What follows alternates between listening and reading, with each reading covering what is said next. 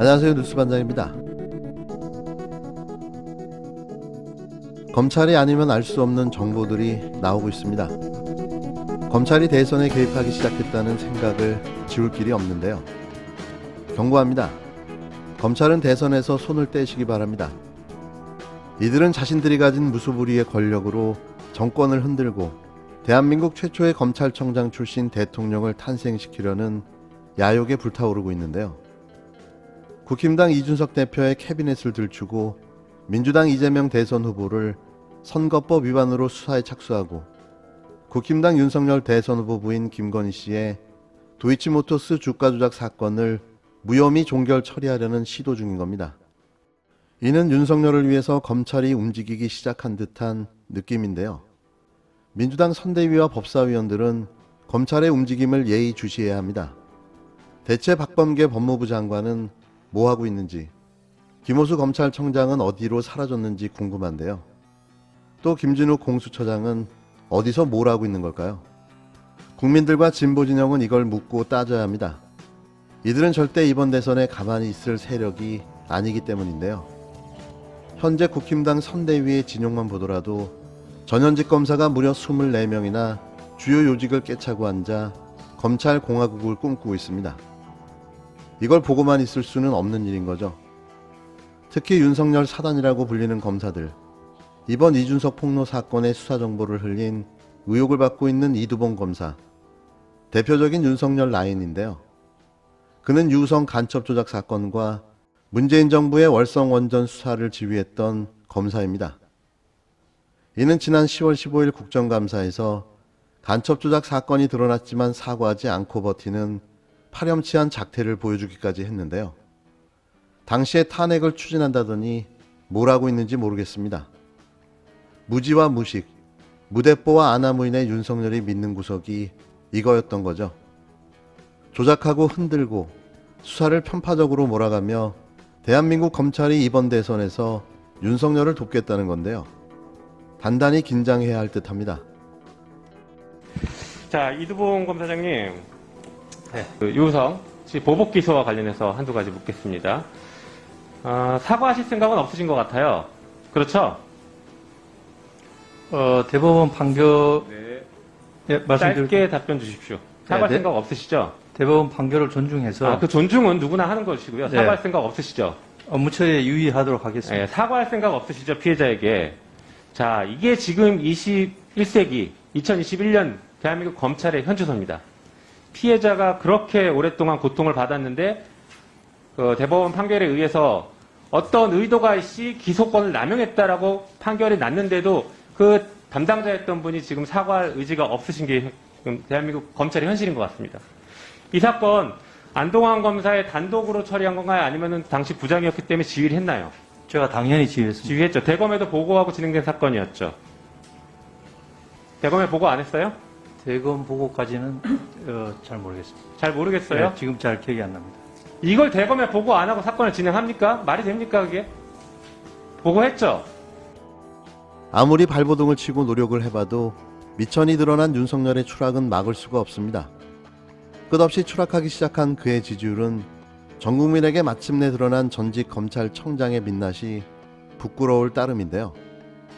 차기 대통령 선거 지지도에서 이재명 더불어민주당 후보가 윤석열 국힘당 후보를 오차범위 밖에서 앞선다는 여론조사 결과가 29일 나왔습니다.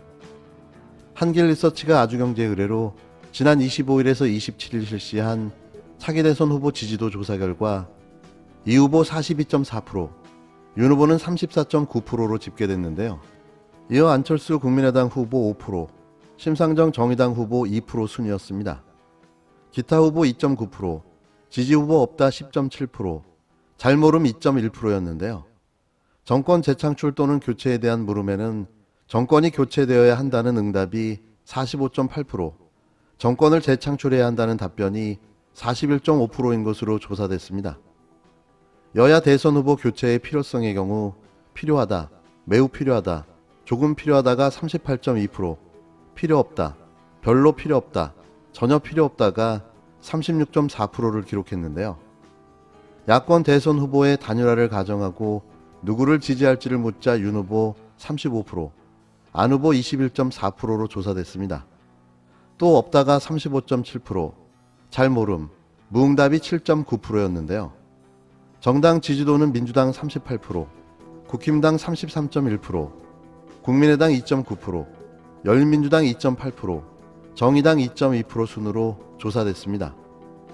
이번 조사는 전국민 만 18세 이상 남녀 1000명을 대상으로 무선 ARS 84.2%, 유선 전화 면접 16.8% 방식으로 실시됐으며 응답률은 6.2%, 표준오차 95% 신뢰 수준의 플러스 마이너스 3.1%포인트인데요. 자세한 내용은 중앙선거 여론조사 심의위원회 홈페이지 등을 참조하시면 됩니다. 국가 공동체를 지키는 일은 1차적으로 국가의 책임입니다. 그게 바로 정의입니다. 전 세계가 사상 최대 규모의 지원과 보상을 한 이유입니다. 그러나 참으로 안타깝게도 우리나라는 정반대였습니다.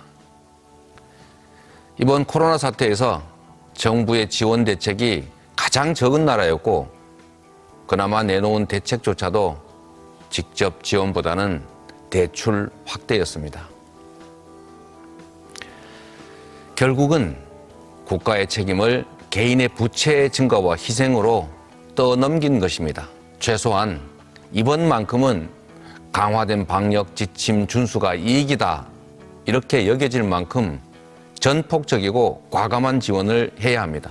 부분 보상이 아닌 완전 보상, 금융 지원보다는 재정 지원, 사후 지원이 아닌 사전 지원을 기본 원칙으로 해서 실질적인 지원 방안을 마련해야 합니다. 하늘 높은 줄 모르고 치솟는 집값 때문에 내 집 마련의 꿈은 사라져버리고 분노만 남았다. 이렇게 말씀하시는 우리 국민 여러분께 죄송한 마음을 금할 길이 없습니다. 그 중에서도 우리 청년들에게 아무리 연끌을 해도 평생 집을 구할 수 없다는 허탈감, 좌절감을 안겨주었다는 것이 가장 가슴 아픕니다. 시장에서 공급이 부족하다 이렇게 여기는 만큼 주택 공급을 대폭 늘려야 합니다. 앞으로 우리 민주당은 예상을 뛰어넘는 파격적인 공급 대책을 반드시 마련하겠습니다. 집이 더 이상 투기의 대상이 될 수 없도록 금융제도, 조세제도, 그리고 거래제도 개혁에 힘을 쏟겠습니다. 앞으로도 불합리한 부동산 정책에 대해서는 국민의 뜻과 시장을 존중해서 바로바로 시정해 가도록 하겠습니다. 28일 이재명 더불어민주당 대선 후보의 MBC 정강정책 방송 연설이 있었습니다.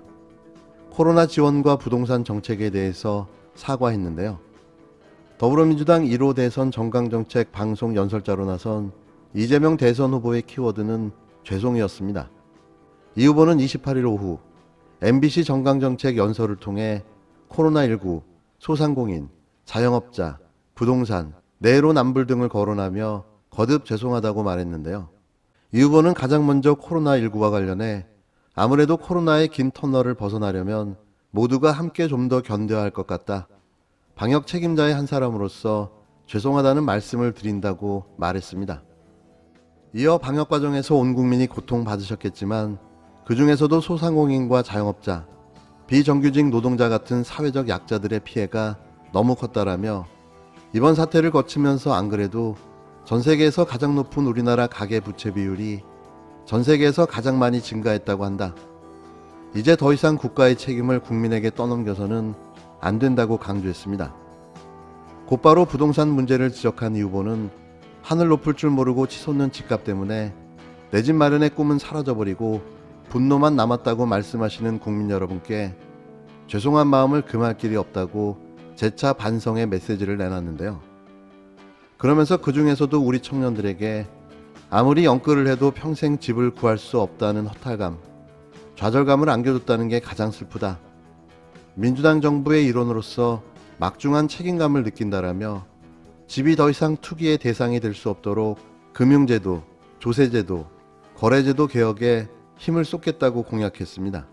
이 후보는 내로남불을 말하며 재차 사죄의 말을 이어갔는데요. 그는 혁신은 현실을 냉정하게 인정하는 데서 출발한다. 정치가 국민 기대에 부응하지 못했고 내로남불, 기득권 세력으로 비판받는 현실을 겸허히 인정해야 한다라며 국민 여러분께 죄송하다. 정말로 많이 부족했다. 철저히 반성하고 초심으로 다시 돌아가 새로 시작하겠다고 말했는데요. 그러면서 국민 여러분께서 성원해 주시면 오늘보다 내일이 더 기대되는 나라, 희망과 기회가 넘치고 청년들이 과감하게 도전할 수 있는 나라, 그런 나라를 만들어 보답하겠다라며 민주당은 경제와 민생에 더 유능한 정당으로 탈바꿈하겠다고 덧붙였습니다. 이재명 후보의 연설엔 국힘당과 윤석열 대선 후보를 향해 재차 정책 토론을 요구하는 내용도 담겼는데요. 앞서 이 후보는 윤 후보의 법정 토론 외에 즉각적인 추가 토론을 요청했지만 윤 후보가 이를 거절한 상황입니다. 이 후보는 우리에게 닥친 위기를 극복하기 위해선 유능한 경제 대통령, 민생 대통령을 배출할 국민과 민주당의 역할이 중요하다라며 이 자리를 빌려 국힘당과 윤석열 후보께 다시 한번 정중히 요청드린다. 국민들이 보시고 판단하실 수 있도록 주1회 정책 토론을 제안드린다라고 밝혔습니다. 정치검찰을 믿고 요리조리 도망만 다니고 있는 윤석열 후보.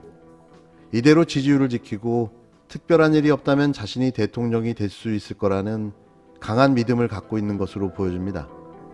이게 말이 되는 걸까요? 구설에 오를까? 지지율이 추락할까 무서워 입을 못 여는 대통령 후보. 시대의 희극입니다.